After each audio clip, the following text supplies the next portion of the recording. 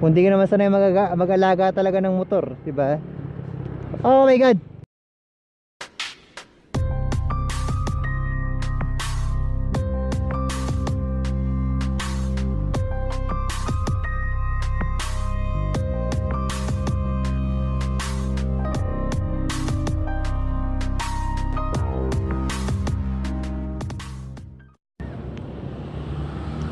Alright.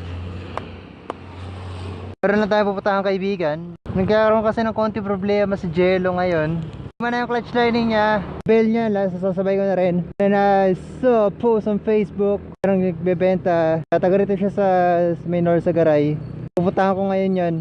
Sorry mga sir ha, naka-short lang ako. Pero I have my shoes naman. Also gloves, jacket. Nasa labahan yung mga pantalon ko eh. At hindi pa nagpapalaba ang aking mudra. Short muna. Tsaka dito naman tayo sa may loob eh. Hindi naman tayo masyado mag-highway. Actually, dito dumaan sa highway. Papunta rito sa may likod tayo ng barangay natin. Dumaan. So mas okay dun. Just trying to vlog here. Trying to take some different view. Eh, Motolight. Titignan ko anong mga meron dito. Yes, kung bago ka sa Santa Maria, madadaan ka dito. Pwede ka maghanap ng mga ano rito. Yung paborito nating chicharon. Yes, sarap. Mga suka din sila rito kapare sa mga chicharon nila. So, yun yung number 1 na hinihingi sa amin. Lalo na ako, taga Bukawi. Porque malapit ako dito. Eh, lagi na lang, "Oy, dala ka naman chicharon." Ha? Ha? Pag naman malapit na ang bagong taon, ay dala ko ng paputok. Ha? Magdadala ko ng paputok dyan sa ano. Ay nako. Off-roading. La. Saan ba tayo dumadaan ito? Ay nako, mataas yun. Bayan!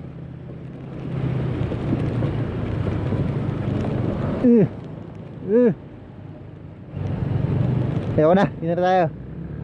O nga pala, dito pala sa lugar na to, marami ring mga motorcycle enthusiasts. Maraming mahilig magmotor. O ayan o.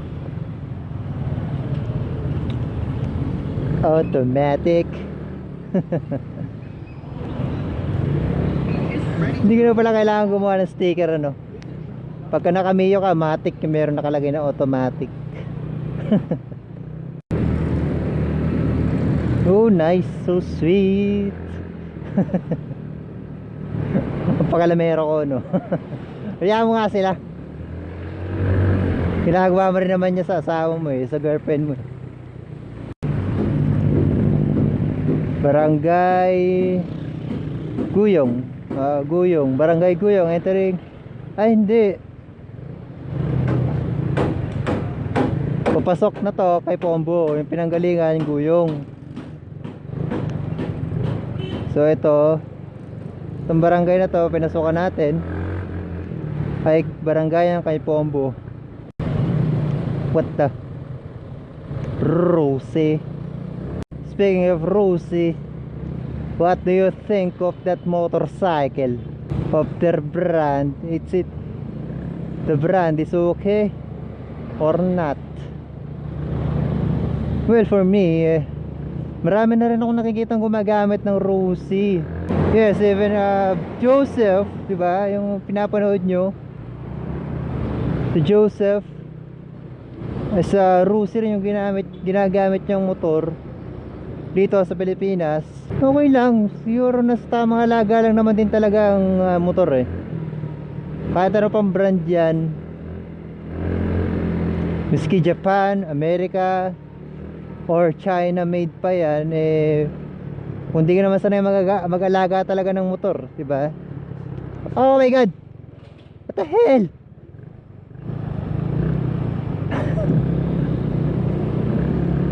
I'm sorry. Mahaba-habang ride din to mga guys, mga paps. Oh, naalala ko. Nalala ko dito sa Tamaria, mga ganyan eh. Pagka sa Facebook, yung mga nagtitinda ng mga second hand parts, Pops ang tawagan nila. Pops, para si Willie Revilla meron. Pops. Kano yan, Pops? Well, if you see that bus going that place on their terminal to see this person, because going to get part of our motorcycle, yeah, quite far from me, from my home, but it's worth it because the item selling so cheap, you know. English yan. Naman ako masabay dito, naku naman.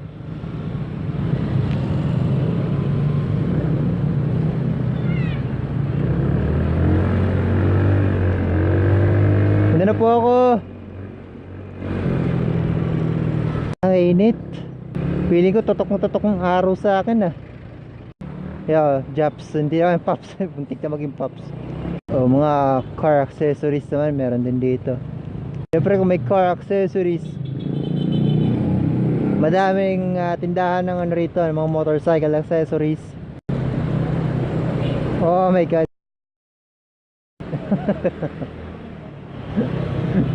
Like that? Oh, you like that?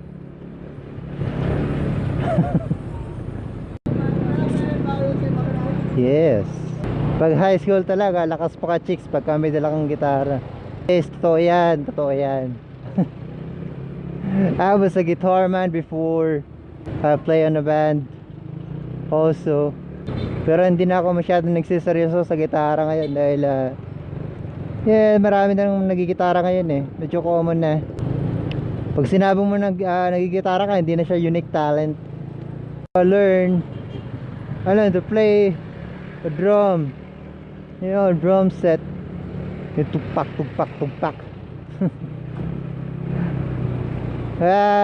Bagay na bagay kami ni Gaki eh. Meron kami mga similarities.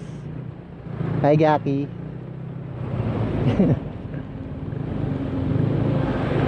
First time kong nakatag kamay sa kanya, naka-gloves pa, o diba, saklap. Init talaga. Pero naka-D4 ako ngayon eh. Init eh. Dito kasi parang motorcycle na yung number 1 transportation nila dito. Dahil sa lalayo ng mga bayan. Yun nga lang, ayun nga. Katulad yan, ang daming kamote. Hindi naman dinidi sa mga kamote na yan. Kaya lang, oo, ganun din ako minsan, no? Inamin ko na ilang beses na. Kaya lang iba sobra eh. Hindi naman, parang hindi, maging kamote nila, hindi maganda. Yun, ito. Ay, hindi pa. O yun, o, ito nga, ito na. Ito lang pala yung ano eh. Saan tayo magpapark? Alright, we're here already. Hintay lang natin yung taong kausap natin. Sabi niya 10 minutes na lang daw eh. Lapit na rin siya. Nakita ko sa kanyang Facebook, motor siya na UI 125. Yung si ate, video mo.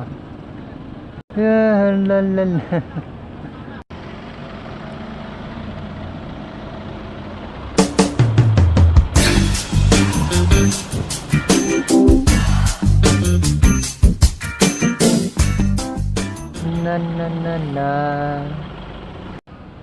Eto na. Layo. Ah.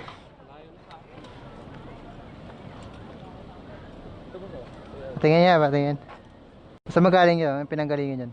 Yung Mio na ano, 2015 na violet. Sporty, ganun? Sporty? Ah. Ito, bago to sa'yo? Oo. Tatlo yung kanya ko. Kasama mo na to? Oo. Sige, akong... Ito ba, stock pa yan? Ito, stock to eh. Itong spring? Yung spring stock. Stock din? Oo. Ay, sige, parang. Hindi na mukha akong magamit na eh. Sayang. Saan magaling yan? Eh, bukaw eh. Nag-aakalala sa amin eh. Malayo-layo nga rin to eh. Okay na? Pangalan mo? Okay na. Oo, pangalan mo? Ian. Salamat pre. Thank you. Ingat po. Ingat. So lahat ng kalat niya binigay niya na sa akin. Napakasulit. Nakakuha tayo ng bell lining. Yung lining bali dalawang set. Yung isa may clutch spring na by stocks. So kailangan ko na ng stock clutch spring, kaya saktong-sakto. Alright, diba? Yes. Ayos, ganun deal. Anyway, thank you ulit kay Ian. At sana dumami pa yung mga kaibigan mo